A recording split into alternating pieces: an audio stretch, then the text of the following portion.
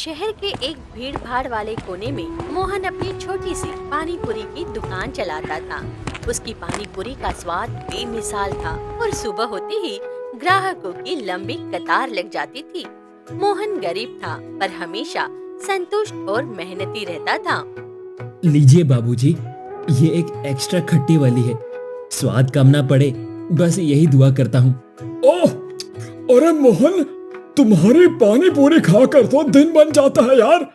तुम्हारे हाथों में क्या जादू है। तुम लोग दिल से मेरी पानी पूरी को पसंद करते हो और इसी वजह से मुझसे ये अच्छी पानी पूरी बन जाती है। हाँ भाई, बड़े बड़े होटलों में भी ये स्वाद नहीं मिलता जो आपकी दुकान पर मिलता है। एक दिन रमेश नाम का एक अजनबी मोहन की दुकान पर आया। वो साधारण दिखता था और उसकी आंखें तेज और रहस्यमय थी। रमेश ने पहली बार मोहन की पानी पूरी खाई और वह इसका दीवाना हो गया। अरे वाह, क्या बात है। वाह, तुम्हारी हाथ की बनी ये पानी पूरी है या कोई जादू है? क्या सच में पानी पूरी इतनी स्वादिष्ट भी हो सकती है? अरे ऐसी कोई बात नहीं है, ये कोई जादू नहीं है, बस एक कला है। उसके बाद रमेश हर दिन मोहन के पास पानी पूरी खाने लगा। शुरू में वह पैसे देता रहा, लेकिन कुछ ही दिनों में उसका व्यवहार बदलने लगा और उसने उधार लेना शुरू कर दिया। मोहन, आज मेरे पास तुम्हें देने के लिए पैसे नहीं है। मेरा बैंक का काम अटका हुआ है। तुम मेरा हिसाब लिख लो, मैं अगले हफ्ते सारा एक साथ चुका दूंगा। अरे ठीक है ना रमेश भाई, आप तो रोज आते हैं, कोई बात नहीं। आप थोड़ी कहीं भागे जाने वाले, जब आपके पास आए तब दे देना। हफ्ता, महीना और फिर कई महीने बीत गए। मोहन सीधा साधा था और कुछ कह नहीं पाता था। ऐसे ही कुछ दिनों में रमेश के ऊपर उधारी की रकम बहुत ज्यादा बढ़ गई और साथ ही में अब मोहन की पानी पूरी का स्वाद भी लोगों को पसंद नहीं आ रहा था, जिस वजह से ग्राहक भी बहुत कम हो गए थे। रमेश जी, आपका हिसाब अब बहुत बढ़ गया है। मुझे बाजार से सामान लाना होता है, मुझे पैसों की जरूरत होती है। अरे मोहन, तुम मेरे दोस्त हो। बड़े बड़े लोग उधार लेते हैं। तुम चिंता मत करो, जिस दिन दूंगा उस दिन तुम खुश हो जाओगे। सब्र रखो, तुम्हारा भाग्य मेरे हाथ में है। भाग्य की बात नहीं है रमेश जी, ये मेहनत की बात है। आपको जल्द से जल्द पैसे दे देने चाहिए। अब तो मेरी दुकान कुछ खास चल भी नहीं रही है। मैं समझता हूँ मोहन, लेकिन तुम फिक्र मत करो, मैं तुम्हारे पैसे जरूर लौटा दूंगा। इसी बीच मोहन की दुकान से कुछ ही दूरी पर शहर के घमंड व्यापारी सेठ जितेंद्र लाल का एक आलीशान होटल बनकर तैयार हुआ। जितेंद्र लाल ने अपने होटल में हर तरह के व्यंजन के साथ स्पेशल पानी पूरी काउंटर भी शुरू करवा दी और खूब चकाचौंध भरी मार्केटिंग की। देखो, मेरा होटल ऐसा होना चाहिए कि मोहन का वो गंदा ठेला लोगों को दिखाई भी ना दे।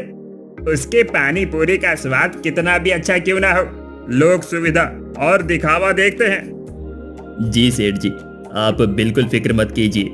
अब उसकी पानी पूरी लोगों को कुछ खास पसंद भी नहीं आ रही है और हमारे यहाँ तो एसी के साथ साथ साफ सफाई भी है। हमारे होटल में ग्राहक जरूर आएंगे। धीरे धीरे मोहन की दुकान से ग्राहक कम होने लगे। जो लोग पहले कतार में खड़े होते थे, अब वे जितेंद्र लाल के शानदार होटल में जाने लगे। मोहन की रोज की कमाई कम होती गई और उसका आत्मविश्वास डगमगाने लगा। हे भगवान, अब क्या होगा? मेरी पानी पूरी का स्वाद अब तो वो स्वाद भी नहीं रहा है। पता नहीं क्या हो रहा है। फिर लोग क्यों नहीं आ रहे? क्या मेहनत और सच्चाई की आज कोई कीमत नहीं रह गई? घर पहुंचने पर उसकी पत्नी सरला ने उसे उदास देखा। क्या बात है जी, आज फिर से चेहरे पर उदासी है? क्या कम कमाई हुई है? सरला, दुकान पर अब कोई भी नहीं आता। सब जितेंद्र लाल के होटल में जाते हैं। मैं क्या करूं? अब तो दुकान का किराया देना भी मुश्किल हो रहा है। रमेश का उधार भी बढ़ता जा रहा है। हिम्मत मत हारो, तुमने इतनी मेहनत की है। शायद ये बुरा वक्त जल्द ही गुजर जाएगा। भगवान पर भरोसा रखो। अगर हमारी पानी पूरी उसी तरह से बन रही है तो ग्राहकों को पसंद क्यों नहीं आ रही? मोहन की गरीबी और जितेंद्र लाल का दिखावा उसे अंदर तक तोड़ चुका था। उसकी जिंदगी एक मुश्किल मोड़ पर आ गई थी, जिस वजह से मोहन बिल्कुल टूट चुका था।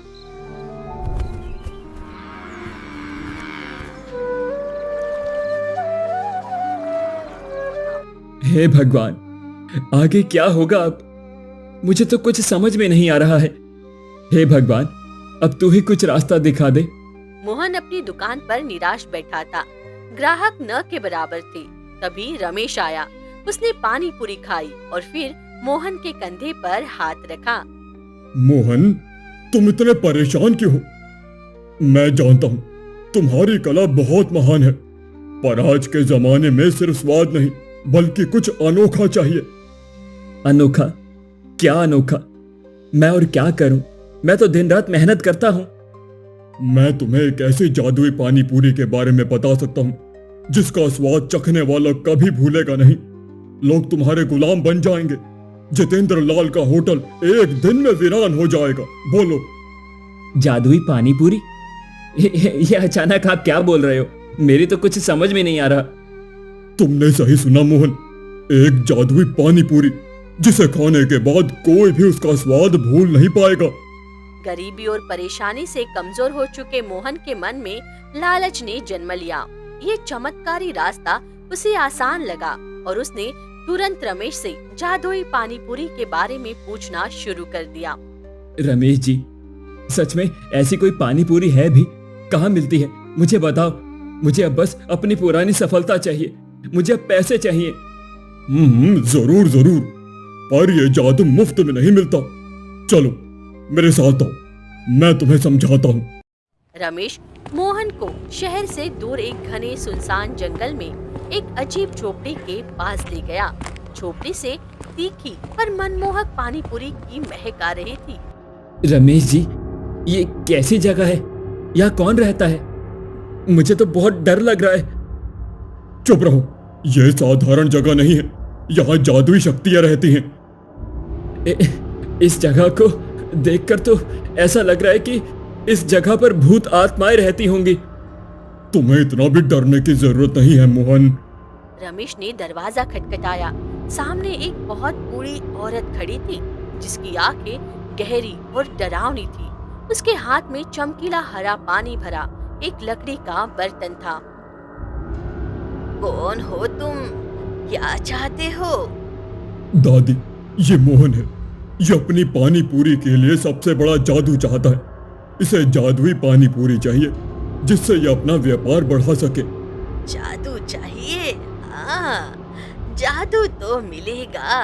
उसके बाद तेरी पानी पूरी लोगों के लिए अमृत से कम नहीं होगी। क्या सच में ऐसा हो सकता है दादी?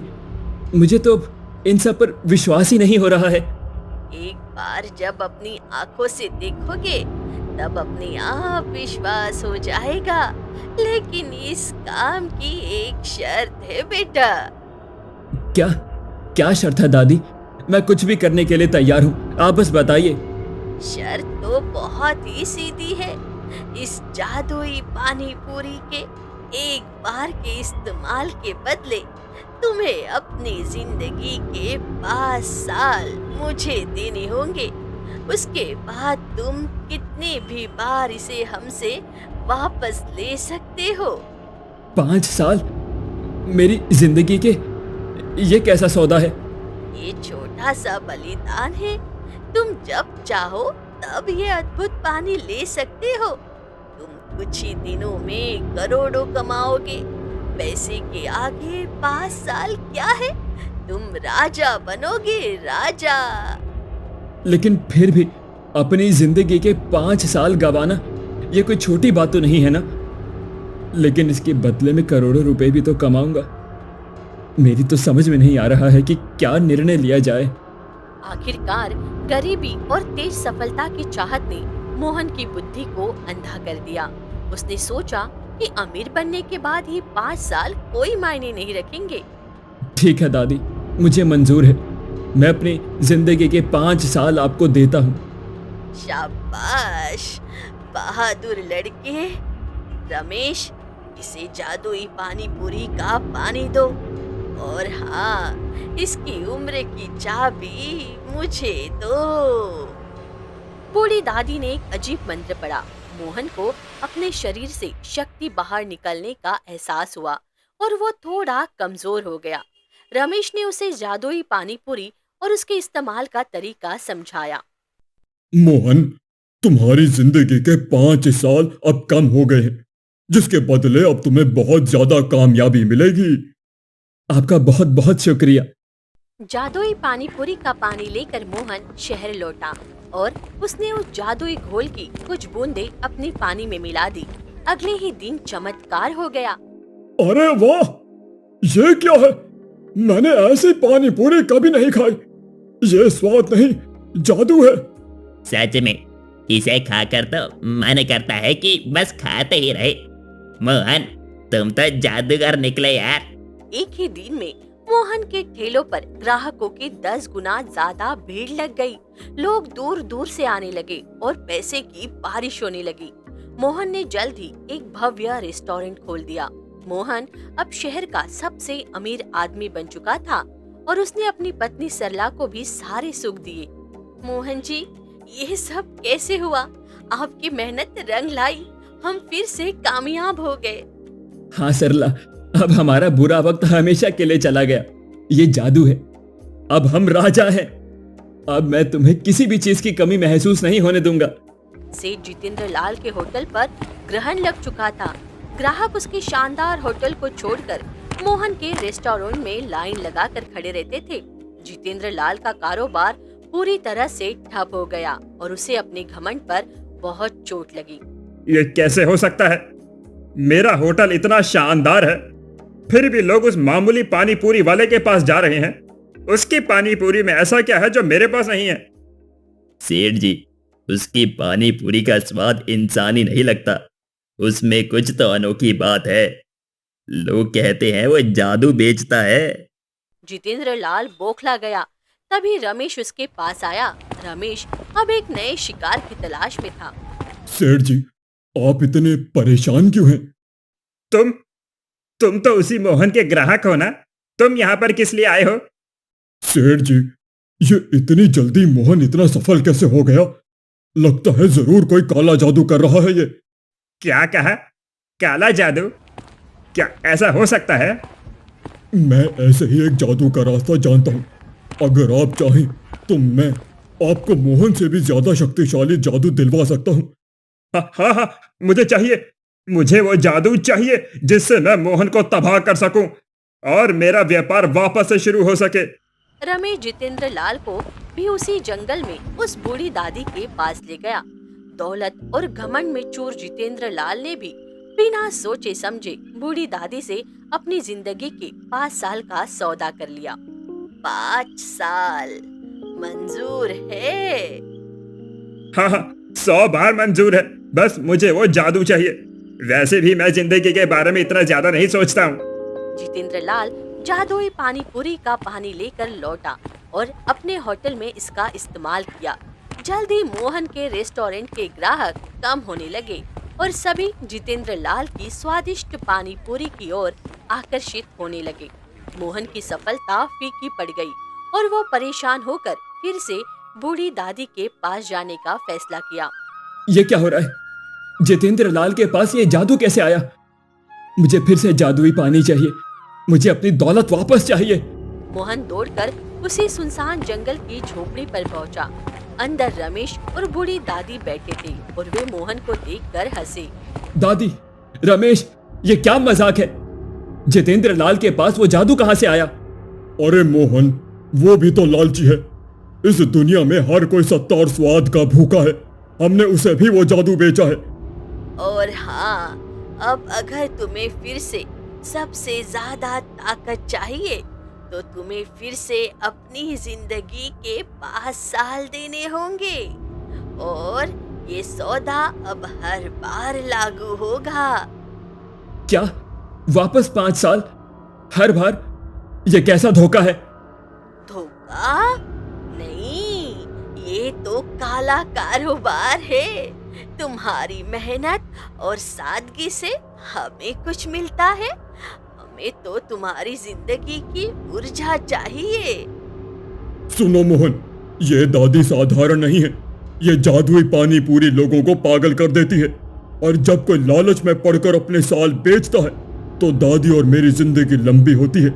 हम तुम्हारी उम्र चुराते हैं। मोहन पूरी तरह टूट गया।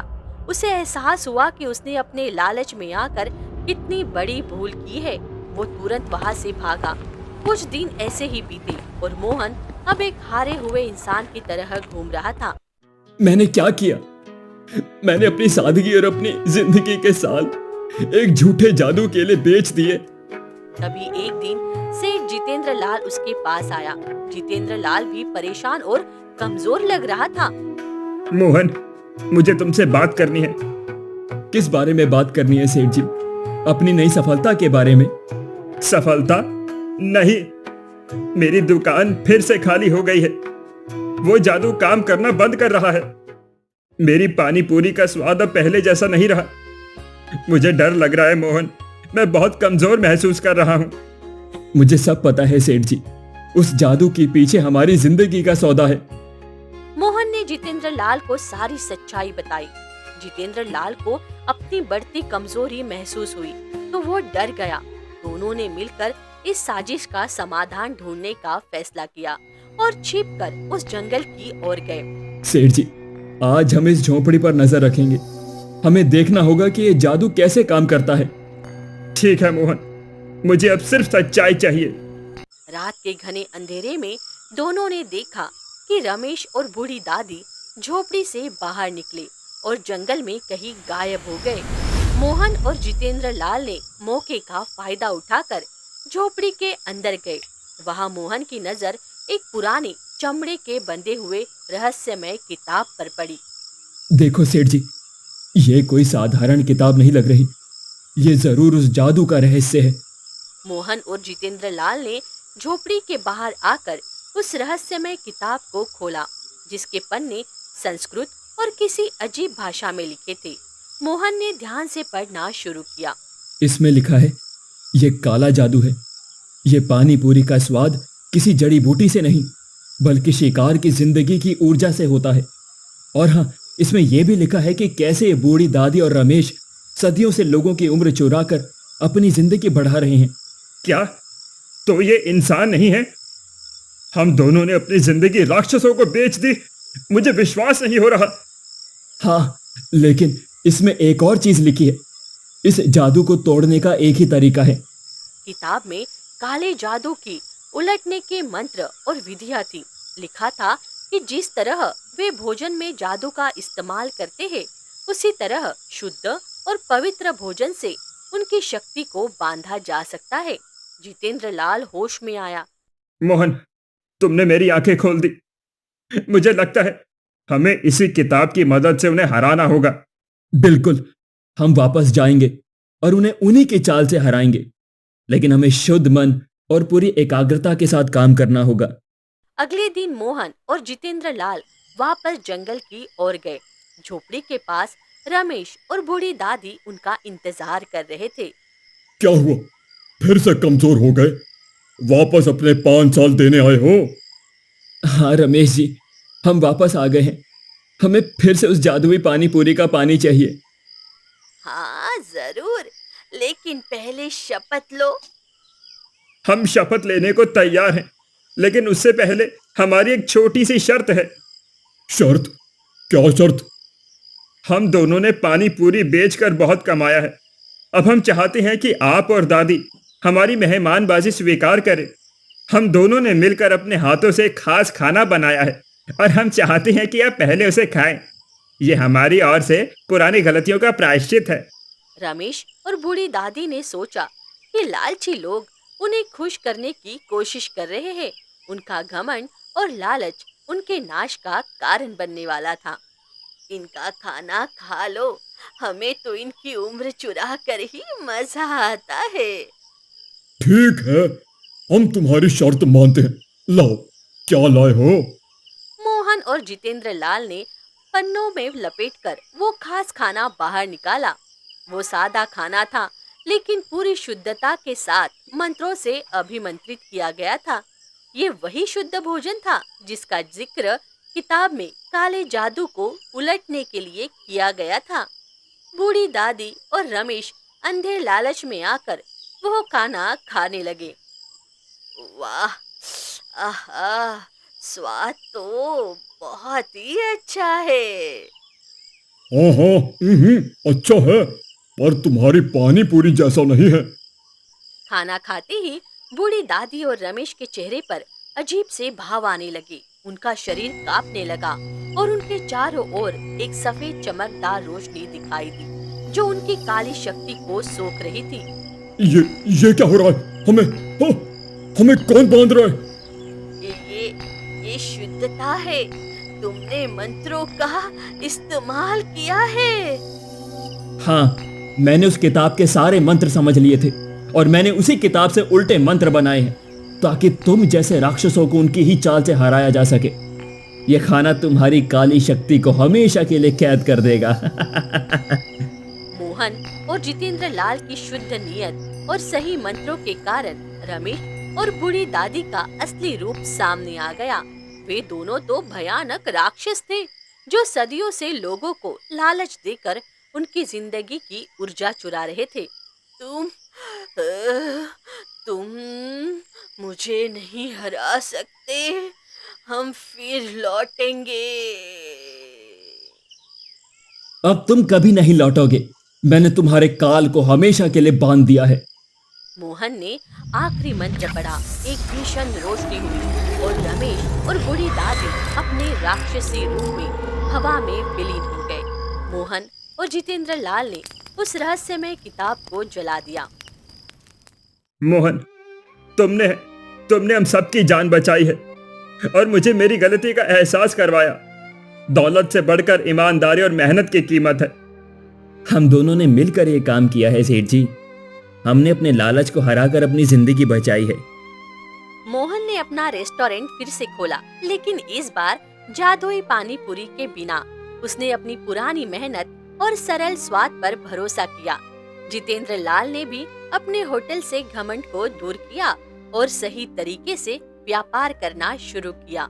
वे दोनों अब सच्चे मित्र थे जो एक दूसरे की मेहनत का सम्मान करते थे।